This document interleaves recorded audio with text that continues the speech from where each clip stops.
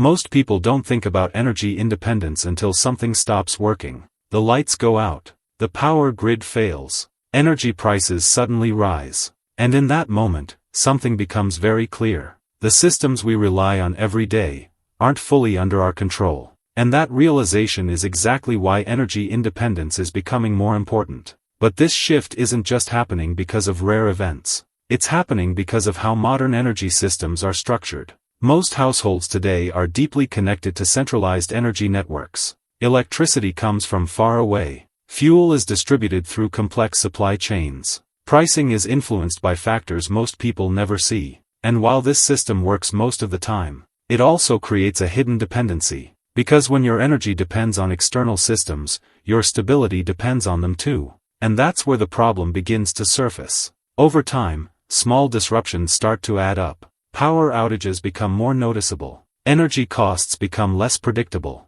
Demand increases faster than infrastructure evolves. Individually, these issues may seem manageable. But together, they start to change how people think about energy. It's no longer just about consumption. It becomes about control. And that's the core idea behind energy independence. Not producing unlimited energy, but reducing reliance on systems you don't control. At first, this shift often starts small. Backup generators, solar panels, battery storage systems. Simple ways to maintain power during interruptions. But as people go deeper, something interesting happens. They begin to see energy differently. Not as something that simply comes from the grid, but as a system that can be partially managed, optimized, and even localized. And that changes behavior. Because once you understand how energy flows into your home, you start to ask different questions. How much do I actually need? When do I use the most energy? What happens if supply is interrupted? And those questions lead to more intentional decisions.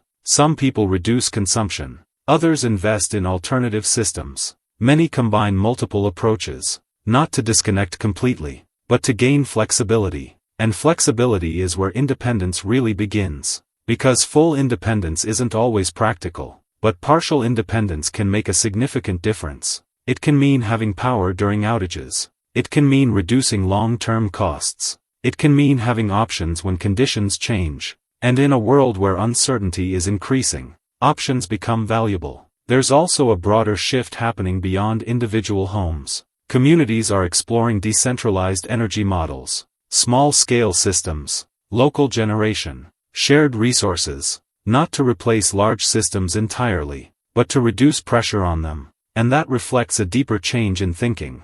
Energy is no longer seen as purely centralized. It's becoming distributed, layered, more adaptable. But this transition isn't without challenges. Independent systems require investment. They require planning. They require understanding trade-offs. Because every system has limitations. Solar depends on conditions. Generators depend on fuel. Storage depends on capacity. So again, the goal isn't perfection. It's resilience. And resilience comes from reducing single points of failure. From having alternatives. From understanding how your system behaves when things don't go as expected. That's why energy independence is gaining attention now. Not because people want to disconnect from the grid completely, but because they want more control over how they're affected when things change. And that distinction matters. Because independence isn't about isolation. It's about stability in an unstable environment. If you want to explore practical ways people are moving toward energy independence today,